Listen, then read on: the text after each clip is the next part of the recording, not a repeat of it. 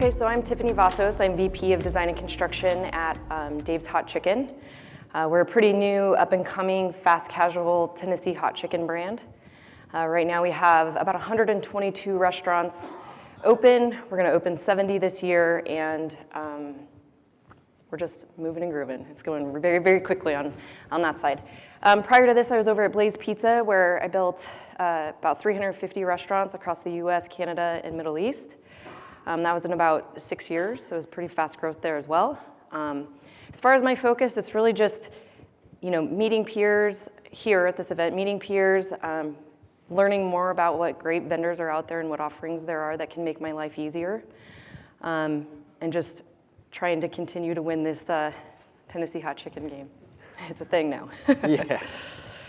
Right on. Wade Allen. I'm getting used to this. I'm the former SVP and Chief Digital Officer and Head of Off-Premise for Chili's and the Brinker brand. I actually parted ways with the brand this week, but was with them for almost a decade in 4 different executive roles, VP of Digital Innovation, the CIO, Head of Innovation, and then most recently the Chief Digital Officer and Head of Off-Premise. Been in the space, again, a little bit over a decade, and worked primarily on all things digital innovation, specifically to things like interface, UI, UX, web and app mobility, a lot of the stuff that was talked about this morning. So worked all around the Flippy product and robotics in the restaurant, Bear Robotics and a bunch of other things. And prior to that, did a lot of mobility and digital innovation in the agency world. Hi, David Bloom. Sort of still Chief Development and Operating Officer, but we just brought on a Chief Restaurant Officer. So we got about 185 Capriottis, about 300 in development. We've got about 80 wing zones, half domestic, half international, with about another 150 or so in development today. So again, both brands are at that inflection point. So my focus is really just scaling the brands and building them into actual national brands / eventually multinationals. And our intent is to continue to do that with other brands long term. So anything that makes that us more efficient and more effective, and from an ROI perspective, especially as a business model, have had lots of overlap in terms of technology and innovation and all the things that everybody here works on and works at. And as that continues to evolve, just figuring out where things are going and how do we stay a little bit ahead of that curve. I'm not sure if I need the mic. They're working? I'm working? Okay, good. So my name is Danny Klein. I'm the editorial director at QSR and FSR magazines. We're trade publications. We cover the restaurant industry, come out monthly in print, every day online. We are totally free for anyone in this room. Some other publications are not. I always like to point that out. But so I've been doing this about, I guess, coming on 8.5 years. I was a former failed sports writer before that. This is a much better industry than newspapers in general, and also you're a lot smarter people than high school volleyball players, which is one reason I left that world, because I wanted to talk to adults. But honestly, the minute that I started talking to restaurants, the very first person I ever interviewed, he was actually in his basement building a table for his restaurant. This is a pizza chain called Matchbox in Washington, D.C.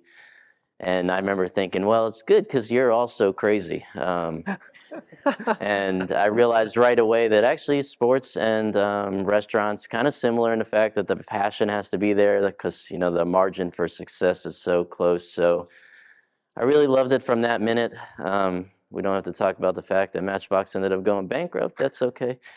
But then they got bought and they're doing well now. So yeah, I write about a lot of the brands in this room, and that's sort of our goal, is to keep the industry informed, to report about what's happening, then just to help people run restaurants. And that's my spiel.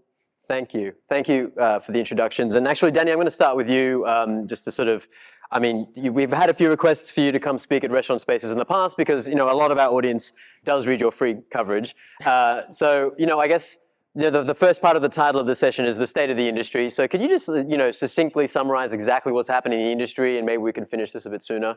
Or can you just give us your idea of the lay of the land for the industry right now as you see it? Yeah, I mean, it's a really complicated question. I'm glad people on here are in the industry to talk about it. But I think for me, the thing right now, obviously, we've had sort of this 3 or 4 year stretch of just this flood of innovation. To me right now, most of what I hear from people is it's just sort of a catch your breath moment of trying to figure out of that tidal wave of things that we got introduced and, what are we gonna actually work on now? I thought that White Castle conversation was really illuminating because now you can kind of see, okay, they want the connected kitchen. So people always say, what is the restaurant of the future? We wrote 1,000 articles with that, sort of buzzing headline, and, half the time it's just because it sounds exciting. But the idea now to me is that the restaurant of the future is about choice for the consumer and then about efficiency for the operator. Because a lot of that technology is happening now, as White Castle was talking, sort of in the back, and making the restaurant work in that memorable experience. And that memorable experience part for them has been going on for 100 years. So that isn't, some kind of quote unquote new normal, which I hate that phrase and promised I wouldn't use it, and I just did. But just this idea that now, it's a lot of people I talk to, it's almost like they're on like a 2-year scale of a calendar. There's a lot of profitability concerns and questions, and they're trying to figure out from a franchisee perspective, we want to grow, we have capital, but our restaurants aren't exactly profitable to where we want them to be. So now it's like you're positioning for next year is what I hear from a lot of people. And I do think next year has a potential from a growth perspective to be one of the more robust chain growth years we've probably seen in 2 decades. Because before COVID, the industry was really oversaturated and leveraged from a unit count perspective, and then now it's not really the case. So that's kind of the overview. I'm sure we'll get into it more succinctly. We will as we go, and we're going to get everyone's take on it. And, given the focus of restaurant spaces, it's the evolution of the physical restaurant through the lens of design and tech. We're going to start out in the tech side of things and then sort of work our way around to some design and development issues. The second part of this title is, are restaurants prepared for what's ahead? And this came from a discussion you and I had, David, about a book you'd read about, the future is faster than you think. And it talks about, this age of convergence that we're heading into, and what are we meant to be paying attention to in terms of the technologies that are emerging. And I guess, how do you see the restaurant industry, sort of adapting to the change at hand and making the right decisions? As Jason mentioned, I would, if you have not had a chance to read The Future is Faster Than You Think by Stephen Kotler and Peter Diamandis. Peter's the founder of SpaceX, and they're very much futurists and, billionaires because of it. So that, kind of guys that put their money where their mouth is and have done well. I think they coined the phrase, we live in the age of convergence, where all the disparate technologies have existed, but people keep saying, well, where are the flying cars? How come we're not flying in cars yet, And the reason is because the ability to connect all these technologies, which gives you the exponential returns you're looking for, are new, like 5G and big data, the robotics, the AI, the desktop printing, all these, high tech, all these things are, first of all, not just impacting our space, they're impacting real estate and finance and supply chain and biotech and all these other fields. So it's happening globally, but to put it in a nutshell, if you can do brain surgery robotically and have the surgeon on the other side of the world doing it, we can probably flip a hamburger like robotically, right? So even though we're early on and we're kind of still on the forward edge of all this stuff, it is undoubtedly coming. That said, we're also in the midst of somewhat of a tightening in terms of credit markets, which free money, zero interest rates and free money tends to fuel expansion. And then when you go through, a tightening of the credit markets, investors become, less risk or become more risk averse. And so we're seeing that. So in the short term, I guess what we're thinking we're going to see is a bit of a consolidation and a pullback.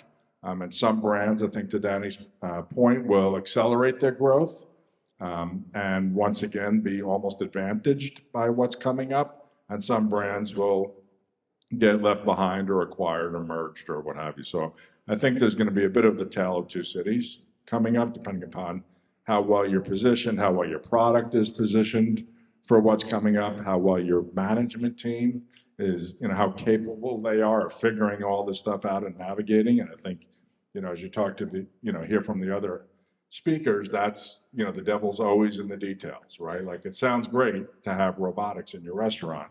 We have had a partnership with Miso Robotics and now Nala Robotics for years. And, actually Miso became a franchisee of ours in Southern California just so they could help figure out how to make it all work.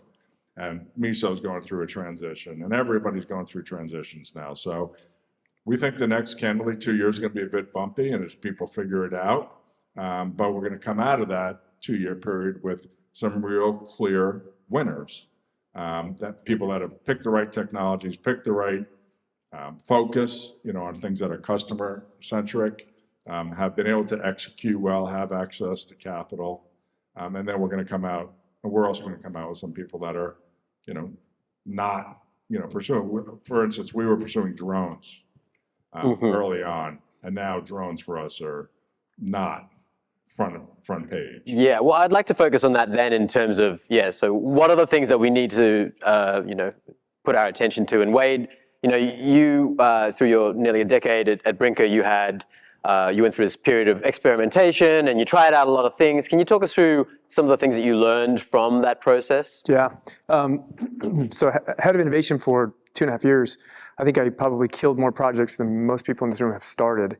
Drones and robotics and front of house robotics and back of house robotics and rovers and, solar panels and trying to get, the green element going in restaurants. And so I think what I've seen is this, it's signal to noise ratio. And you'll hear that talked about a lot, but there's a lot of information coming at you. And as a former CIO, I remember sitting in meetings where everybody had a solution for me that was a one-off solution for something, which is great. But at the end of the day, I have to make the entirety of the system work together. I need interoperability between all of my systems so that the guest has a phenomenal experience through their web experience, has a great experience in the restaurant, and I can communicate to them again effectively, but I also know what their survey response was, and then what was the sentiment I got at the end. And if all that isn't tied together, if that interoperability doesn't work, it doesn't matter if I have a million one-off solutions, it just creates chaos, right? So the task now, and Danny kind of alluded to it, and David talked about it as well, there's another wave of innovation that's going to crash upon us. It's coming. If you're not looking for it, it's going to be the AI component that brings all of it together that allows all of this to kind of create this interoperability. But if your systems aren't stable, if you've Band-Aid, duct tape, baling wired for the last 2.5 years,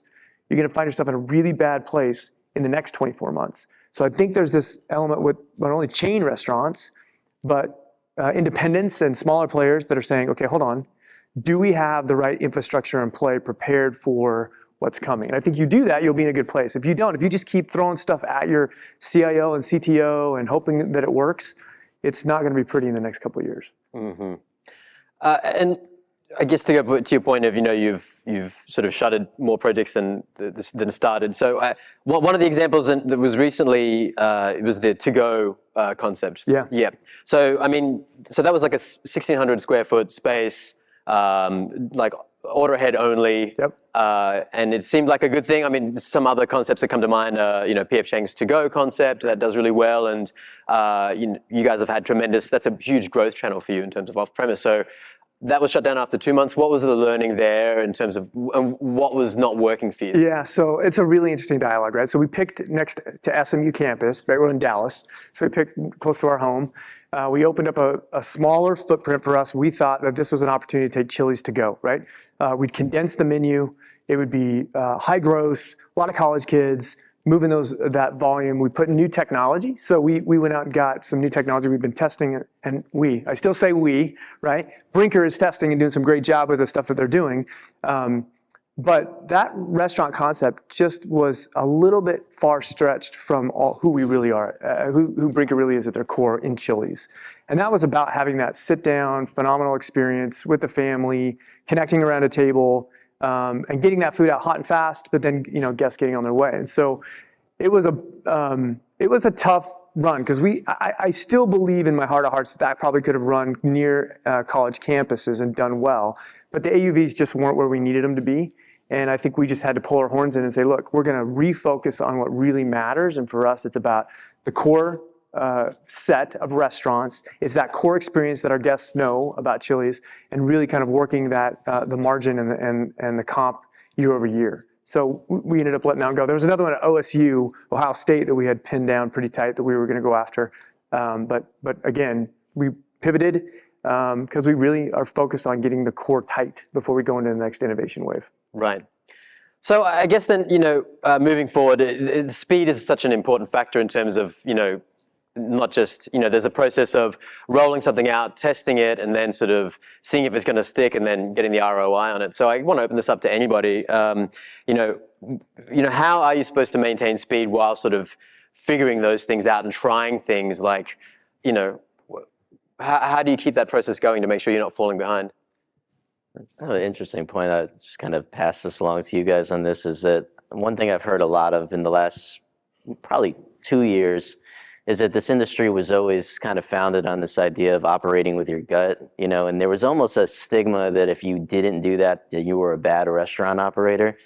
And now I think people are finally starting to understand, because if you go to, I remember going to the NRS show 5 years ago, and there was a company that was breaking down just data, marketing vitals, and just that concept alone of taking data and then using it for insights was almost some operators like, don't give me this, I don't want it. And now it's like the complete opposite has happened really quickly. And I think that the innovation cycle for that reason now is a lot quicker. But I guess, to the point is I guess, how do you not go too fast? But I do think that that's been an elemental shift in the mindset of all operators across, this industry through what's happened, in the pandemic. Well, the thing too is data is great if you use it. Like you could just go around and gather as much data as you need to, but if you're not doing anything actionable with it, it's really not worth anybody's time. So what we've done at Dave's is we've really focused a lot on what are our pain points. I mean, we listen to our customers a lot. What are they saying? So as far as like innovation, we do a lot with third party, we do a lot with online ordering, and one of the things that we constantly see is like, oh, you might have issues with order accuracy. Okay, well, we have a lot of data that could help us fix that issue, but what are you going to do with it? There's so many different things that you could apply. And a lot of it is just about gathering more information. So what we've actually done is we've partnered with, and I forget the name of them, so I can't give the plug, but we have some software that's connecting with our kitchen video in the back of house that actually has learned through AI what we're supposed to do operationally to make, let's say, a combo. And if you don't put the pickles on, it will red flag that you didn't put the pickles on. So there's just some things that are more actionable that have helped us get better with the things that, we have pain with. Yeah, I think the data piece of it, so over the 10 years that I was with Brinker, I think early on it was a gut feel on a lot of the stuff. Yeah. It was like, operations is saying this, team members are saying this, we've anecdotally heard from guests in this way. And I still think that's powerful data, right? I think now what I saw in the latter part of my career with Brinker was that there were reams and reams and reams of reports. I mean, almost to a point of where your operations team, your GMs can't function because the dashboard has got 50 metrics on it. Like, what am I supposed to focus on, right? And so I think that's an interesting challenge in the industry because the data will tell you, or it'll help you solve or find the problems.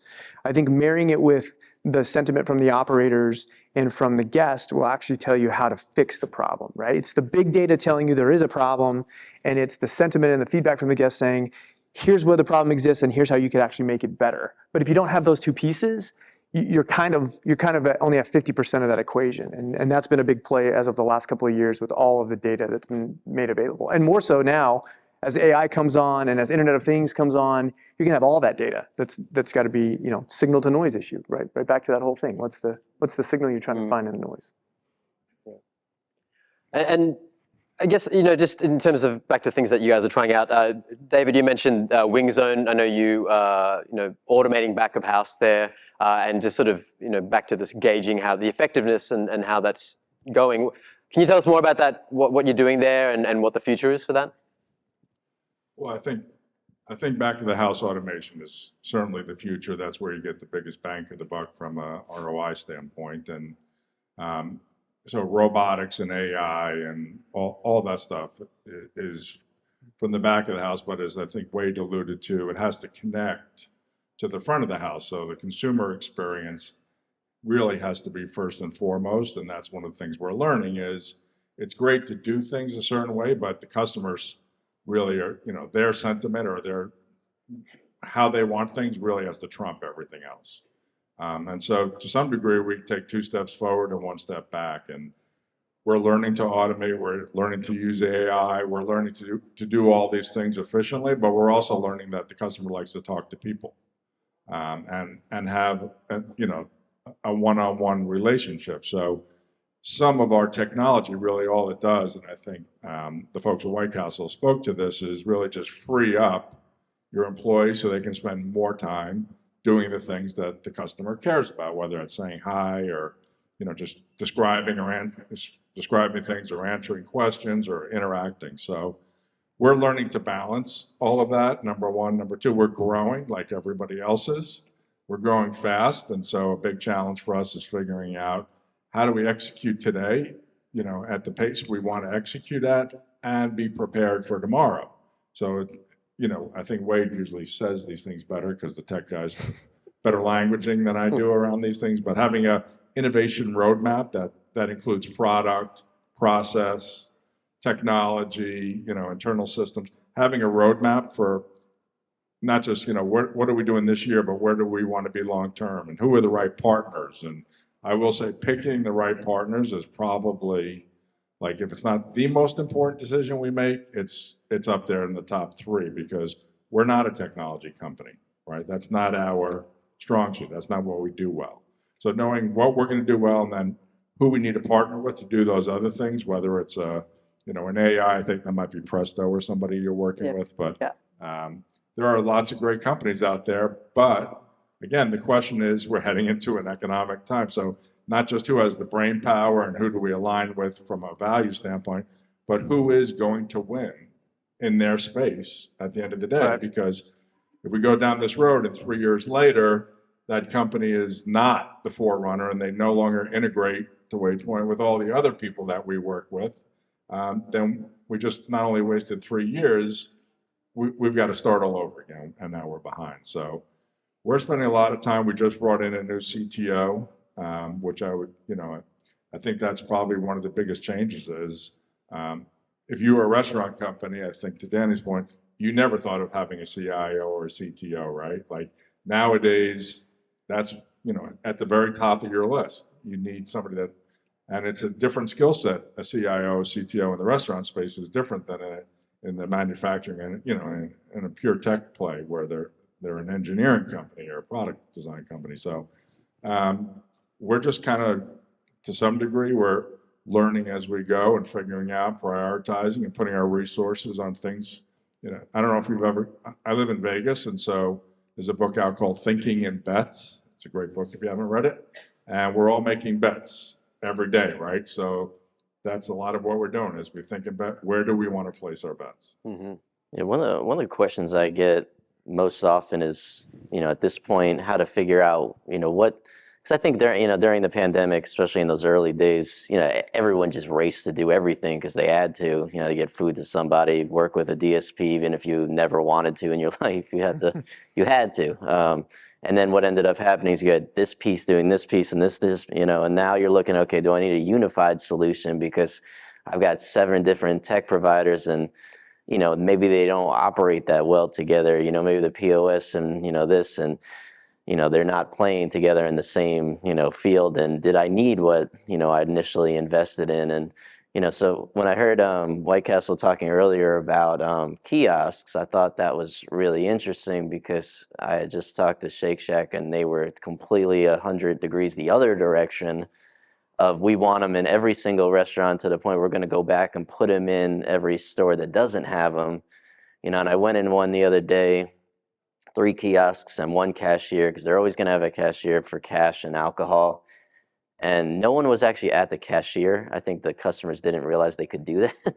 So they were all crowded and actually in line at the kiosk while the cashier was just standing there. And I thought, this seems a little off, but obviously it's new. This location had opened literally that week. But I just think from your perspective as operators, I mean, how do you kind of figure out at what point maybe I don't need this if I had added it? You know, how quick is that whole? Is that a constant, ever evolving process for you all? It was a Brinker. I mean, we had, again, when you're a big organization, you have a ton of capital and you can lean into an innovation department, you get paid just to spin stuff up and then spin it down quickly. Because you're trying to decipher what's actually hype and what's not, right? And like David talked about the drones, we were really in. I was leaning in hard. It's not here yet. And so I could quickly scratch that off the list. They're great companies. They're gonna have their day at some point. It's just not probably in the next 36 months. And so I could scratch that off and go to the next, right? And we did the same thing with a bunch of those different projects. But I think that's important because you got to find what works, and not everything's going to work with every restaurant concept. So what you heard this morning from White Castle was a powerful example of the right technology with the right concept making it work. That miso didn't work for us. We couldn't retrofit it into our restaurants. It couldn't line up. But we also have a lot of breading on the stuff that we do in our chicken. We have smaller footprints and in multiple zones. You know, in the back of the house are really tight. They're older restaurants. I mean, I don't know. I just know that we couldn't make it work. But I think some restaurant concepts can kill it with that tech. So having someone ahead of it, and it doesn't have to be a dedicated position. I think if you have someone like David talked about, every restaurant concept at some point is going to have to embrace the either CDO, CTO, or CIO. I don't know which one it is for them. They've got to figure it out. But someone thinking about innovation, technology, tech stack, security, those kind of things. And then a portion of their job can just be focused on, okay, I'm going to look at 2 or 3 new projects or innovations this month and just evaluate it. Put it in a proof of concept, push it around, look at it. You'll be able to build a business case pretty quick and decide this is not going to work, it doesn't have legs, and then scratch it off the list or continue down the process to go to an alpha and a beta and then ultimately roll that out, right? Tiffany, you guys just got on a new CTO to continue that point there, Wade, recently, and I guess what's the mandate moving forward for you guys, and how is that intersecting with what you're doing in the space? Yeah, so we just brought on a new CTO. He's been on board for a little while now, but it's mostly to do a lot of the things that you were talking about, Wade, where it's like testing what's out there, figuring out what works, what applies, how do we still focus on what's most important, which is, the guest experience. How do we focus on operations? We can add a lot of extra steps to things, but as long as our food is really great and our customers are really happy, we could figure everything else out in the background. And so I know we talked a little bit about this, but what we do to try to test all of this stuff is do it in our own company restaurants. So we have, we're building around 2 every year that are company stores. And the reason for that is so that we can test everything ourselves and break everything and figure out the kinks and, just figure out what really works for us before introducing it to all of our franchise partners. And because of that, that's given us an opportunity to really have skin in the game, which I feel like our franchisees really respect. But also, it gives us credibility because we're not afraid to spend the money and fix things and break things and, figure out what works. So I think that's kind of how we focus. Well said. And look, going back to Danny, your point there just about kiosks at Shake Shack, and it's often that I'll go into like a fast casual or something like that, and people they've ordered ahead, they've ordered digitally, and then they sort of stand around waiting for their order. And sometimes I think this is more like a waiting room for like some sort of governmental agency rather than the DMV. A restaurant. Yeah. And they all look kind of slightly pissed off waiting for their food. So I guess we talk about marrying the digital and the physical. I mean, where are this is for anyone, where are sort of the shortfalls with that right now of sort of, making that customer journey smoother given we are living in this digital world and we are thumb tapping all the time? I'll answer that really quickly. I just did a story on the future of the dining room in QSR. And most people said kind of the same concept, which was this idea that if you walk in, and it looks like what you're saying, and you get there inside the restaurant and you've got a queue behind the digital order, that it really, pisses off consumers. Yeah. Because the idea is like, well, if I made the effort to actually come in here, I don't care how technology forward your concept is, I don't want that experience. Mm-hmm. And so the brands who have been able to, preemptively navigate that, Chipotle, Cava, second make lines, they're segmenting their business into being two things. But what's really interesting about that now is it's also happening within full service. Like I was talking to Black Bear Diner, and you wouldn't really think like this is a thing for a brand who's a diner chain, but they put a KDS in there so they can essentially take one side of their business and put it over here so that you're not walking into the lobby and seeing 40 bags of to-go on the side and thinking that you're deprioritized, because the thing about the restaurant consumer, dine-in versus mobile order ahead and all these great things that have happened, is that the dine-in consumer still thinks that they should be first. All the data that we ever run on surveys, that's the thing that, human interaction, they're not willing to cede that if they actually walk through the door. And so for the brands who that becomes messy with the design, is definitely becoming, a pressing issue for a lot of chains who are trying to, balance the scales on that, to a degree. I think the point about the testing in corporate is really interesting. It makes me think of Taco Bell's two-story, four-lane, Dr. Dredd thing, or whatever, Judge Dredd, whatever movie where it looks like a toll booth bank, Right. And that was built by a franchisee because, that's how their system operates. But, they built it on their own nickel because they had to prove it out. I don't know that Taco Bell would have probably built that for them. But you don't see a person if you don't want at all, in that whole process. But that's kind of their consumer speed and efficiency and, not experience. But I think guest interesting. expectations are higher than they've ever been.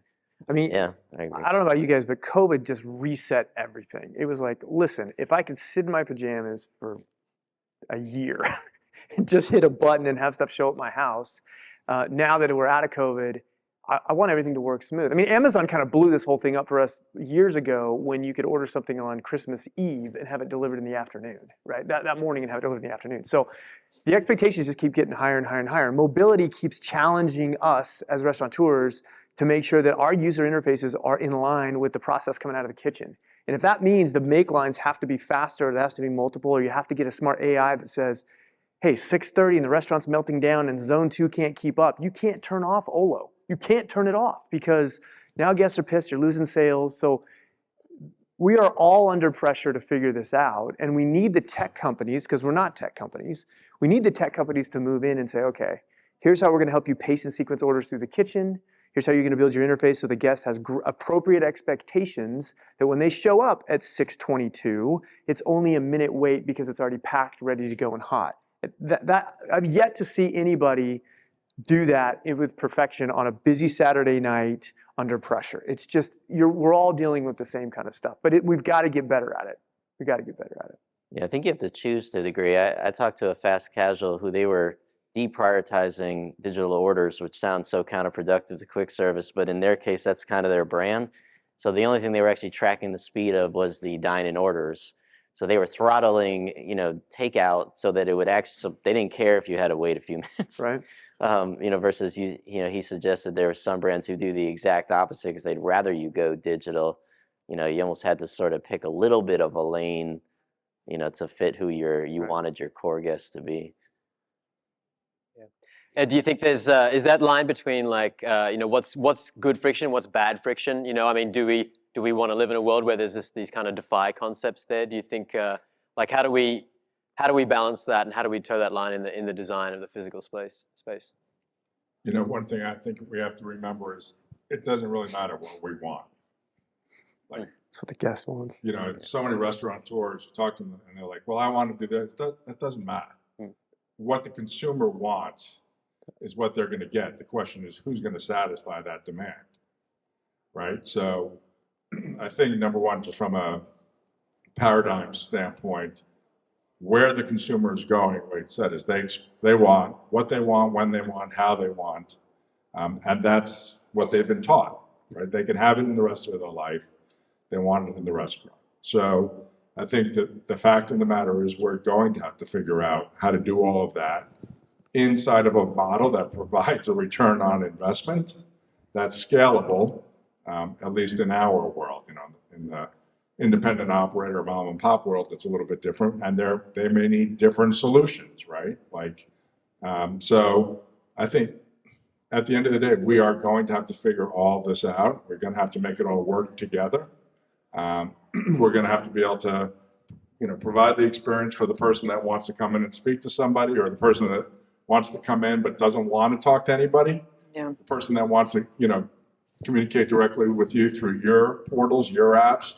Person that wants to go onto whatever their preferred provider is, right? Like, or if you're in a non-traditional location, whether it's an airport or a stadium or a Walmart, right? Like, how do you do all those things inside that environment, and maybe even interact, like with Walmart, with their customers, right? Like, this is an omni-channel approach, and it's not going away. Yeah. So the one clear thing I would say is anybody that thinks this is going to become less over time, less demanding, less challenging, I'm definitely not in that camp. Yeah, you should move to a different industry because it's not going to change. It's a jump. The good news is it's a jump ball, right? Everybody is facing the same thing. So it really just comes down to, are you able to meet the guest expectations? And it doesn't matter if you're a great big player like Brinker or a smaller growth concept like you guys. It's a jump ball. So whoever can get there fast enough and get their systems working right, they're gonna get that share of stomach, and they're gonna win those guests. Yeah, and I think the Taco Bell Defy is actually a really good lesson in this, because when they first came out with it, a lot of the press was sort of like Taco Bell's getting rid of human employees, but the truth was the Defy takes a substantially more amount of workers than a normal Taco Bell. The lines upstairs in that second floor handle a lot more capacity, just based on how they're operating with the lifts and everything. So it actually took them more of investment and more people to run that location that has no people. So to go to the guest experience, they weren't doing that for they didn't build that for the labor savings. They built it because their brand, was what they were getting demand was that Amazon-like experience in their food procurement, which was so many of their customers just wanted 2 minutes and under on their speed, which sounds crazy, but Defy can do that because it's order ahead, get the food, come down, pick it up. It's got confirmation tags just like Amazon and all that. So you see the order and you're out, in 2 minutes. So they were responding more so to that than they were to trying to deploy labor differently. And it's just I think it's an interesting case study, and we'll see if it works. I know that the second one they want to build actually is going to have a dining room, as part of it, because they learned that they lost some lunch business that way. But going forward, just to see, how brands and their design adapt to their markets, I think will be a very interesting aftershock of all this. I think the real thing. Sorry, go. There you go. I was scratching my head on that one because much of it is scalable. Right? I mean, I love the idea. I love the innovative forward thing. But I think the one thing is, which of the nuggets are they going to pull out of there that actually get to a scalable across the totality of the system? Because as operators and people just trying to make money every single day and put food on the table and actually have a great guest experience and make paychecks, if it's not scalable to your restaurants, and this is one of the things we struggle with some of the innovation, is that you just got to move on from it and go to the next. It may become scalable. It may become something, and you're going to be thankful that you played around with it and you figured it out. But the truth of the matter is, it's not going to be impacting your brand in the next 3-year cycle, right? You just got to be careful with some of that stuff. I think it also depends on where you are with your growth. Your expectations of going to, say, a Taco Bell versus going to a Dave's Hot Chicken are two very different things. You've probably had Taco Bell your whole life, and for us, like, we're trying to hook our guests by getting them in the doors and having the experience in our dining room and engaging with our team members and just really getting, addicted to what we are. But once you have thousands upon thousands of restaurants, I don't know that some of the things that are important to us right now are still important, dining rooms. Like, even the drive-through experience is something that we really wanted to kind of just ease into, because you're not getting the same experience that you get when you come into our restaurants. You're going through a drive lane, and the most that you get is whatever our exterior design may be, and then seeing some pretty pictures of our food on the menu board.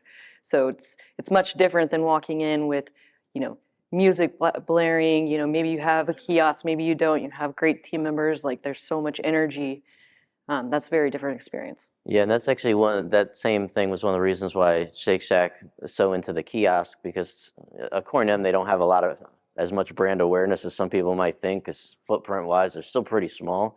So their idea, at least as they say it, is that, when you walk in, you see the kiosk, you see the menu, you see the add-ons, you see the upsell, you see what it looks like, the full breadth of it, then you're more understanding of why this costs $15 and why this isn't, a different kind of burger chain, and why, they're sort of who they are, and, what their whole vibe is, and the graphics. And so they're able to control that experience a little bit visually.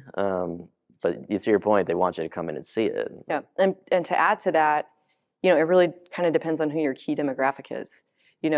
Are you selling to older generations? Like, do kiosks scare the hell out of them? Like, I don't want to touch that computer. Or do they like to order online? It's about having the options, but also not scaring your core demographic. Yeah, Well, but there's certain we were brands that talking- can really lean into that, right? Yep. For sure. Yeah, I think we were talking about that a little bit, and I was talking to some other casual brands here about, I call this my father-in-law test, which is if he goes to a restaurant chain and he uses technology that makes him decide he shouldn't tip, then there might be a problem with what's happening.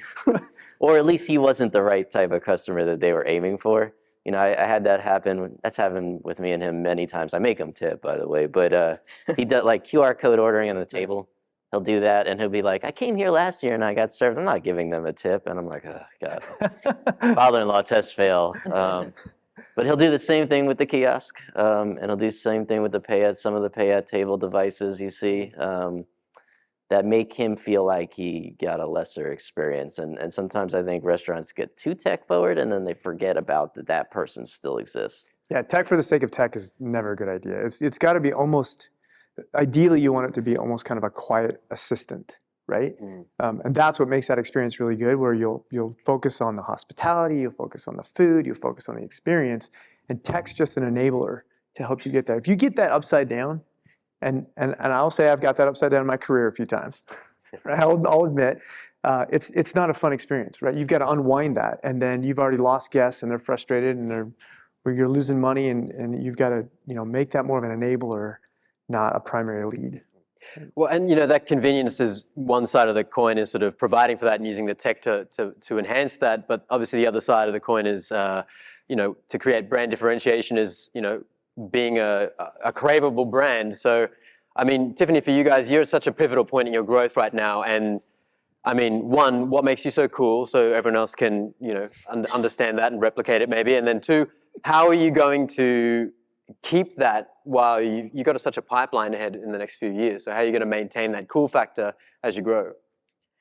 I mean, how do you ask someone why they're cool? Okay, I don't know. No, the reason why we're cool, to be honest with you, is our founders. Our founders are these 4 Armenian dudes that started in a parking lot in downtown LA that got some great press, and we have just completely ridden the wave. But they're so ingrained in what we are and making sure that every single department throughout our company understands what the DNA is and just keeps that really a part of whatever we're doing. So that's why we're cool. Plus we're doing things like with graffiti and our music and stuff like that that really set us apart. I mean, to be honest with you, I don't know how many of you have tried Dave's Hot Chicken or been to one of our restaurants, but I've never really seen anything like it. And it's just like a really fun environment, and we have great social media presence. That's really our main marketing tool that we use right now. We're doing a lot with TikTok and Instagram and things like that, and we're speaking to our key demographic, and they're coming in and they're telling their friends and they're bringing their father-in-law, and we're in a really good spot. But we're definitely cool because our founders are really cool, and they're very heavily involved in making us stay that way. And Jason too, so Dave's was our breakout brand of the year, shameless plug for this. No this big year. deal. Just kidding. But what, I think it's hard to quantify this, but we kind of say they're probably the fastest growing franchise ever in terms of signed deals right now. And but what they did differently is there are a lot of cool brands in fast casual, but their executive suite was built before they started growing. Yeah. I mean, they had basically the team of like a 500 unit chain when there was 6 of them. And that is what they did differently than most anybody else at that level that we've seen. Well, and the other thing that's been really special is that a lot of the executive team grew with us at Blaze Pizza. So we've done this before. We've done this together. We were the fastest growing chain there while we were all together there, and then now we're here. And we could leave all this stuff that didn't work behind. And we know each other's strengths, and we can really build on that and really put people in positions where they can create scalable processes that allow us to go really quickly with great franchise partners. So that's the other thing, is that we really spend a lot of time and effort making sure that the franchisees that we bring into the brand are really smart. They've done this before.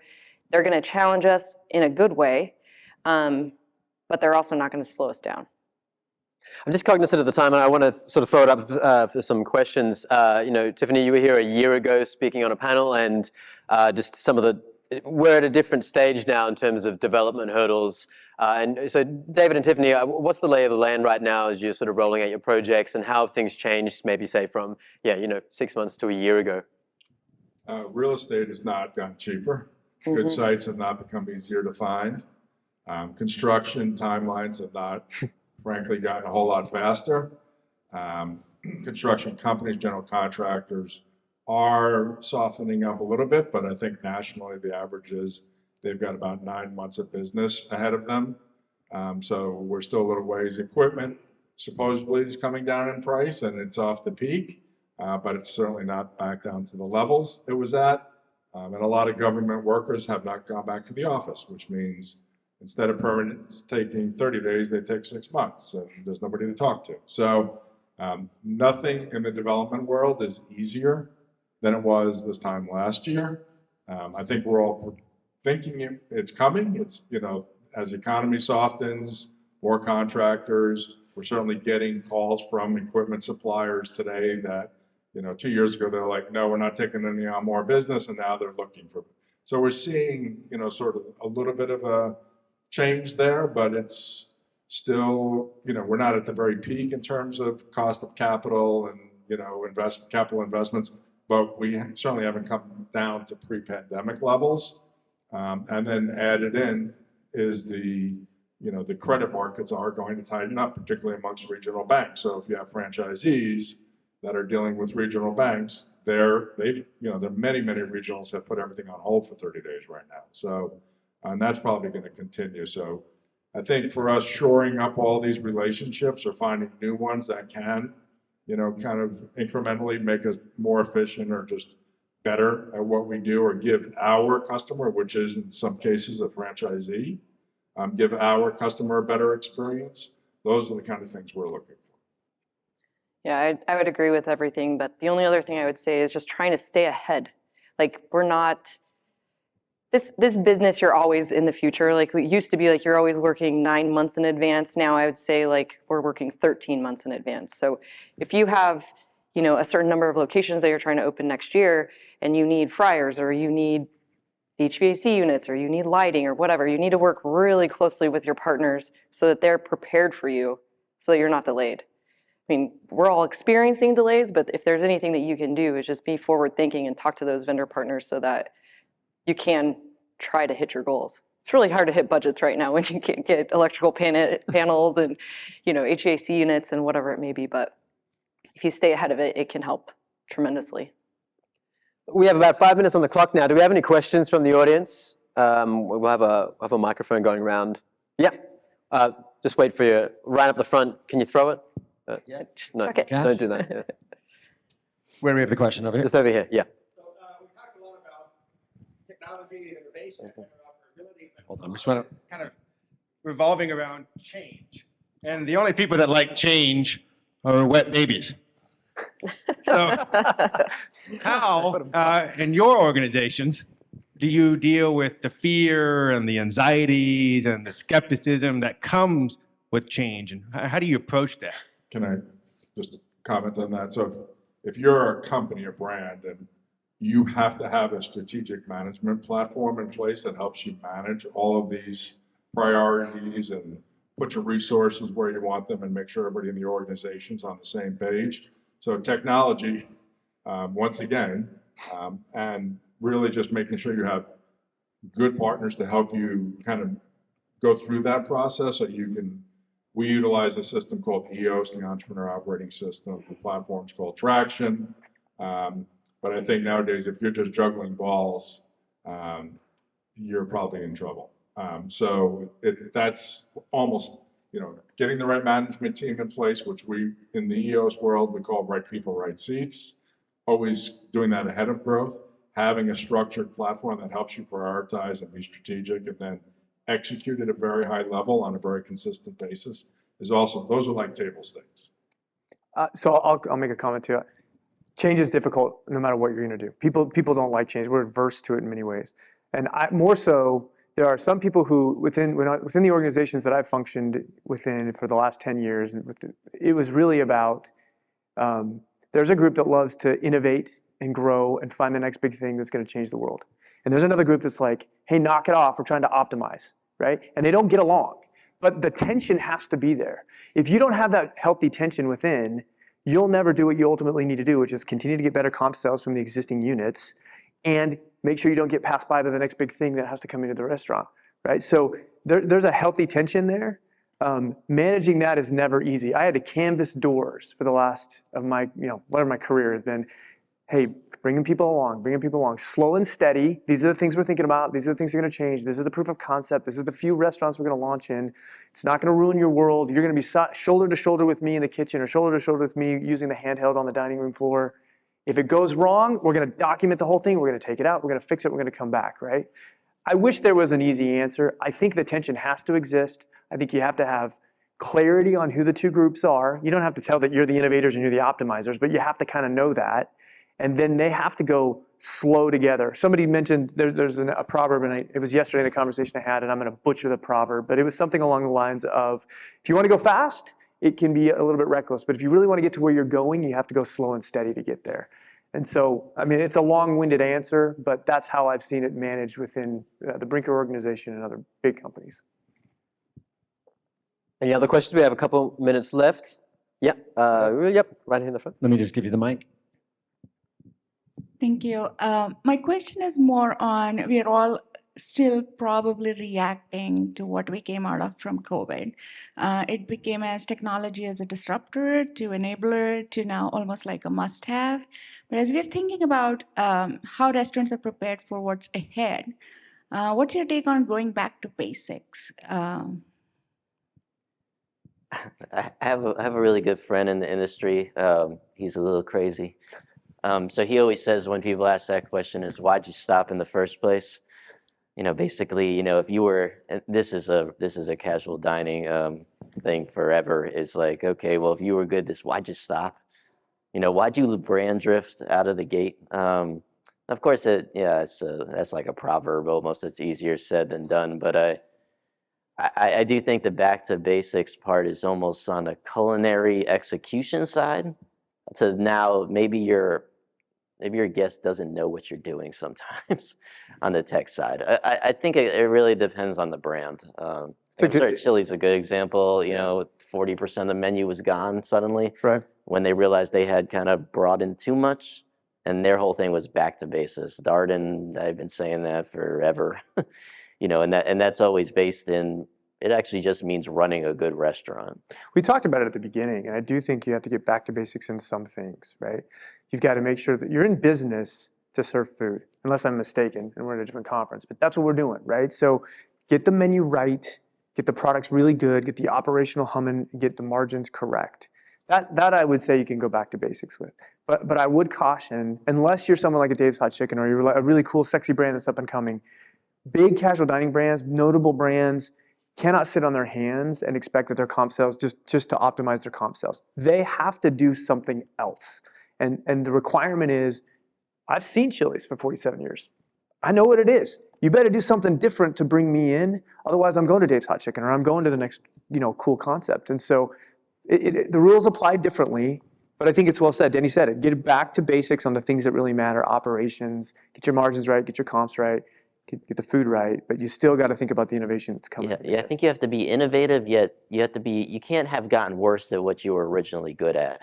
And that was something that I think happened to a lot of brands, is that what they had been known for forever, they suddenly, Again, go back to Chili's example. It's like when they went focus, it was like, okay, we're going to focus on ribs, margaritas, the kind of the core of who they were, but then they're going to still be innovative. And again, to my kind of friend's point, it's like, why'd you stop being good at ribs?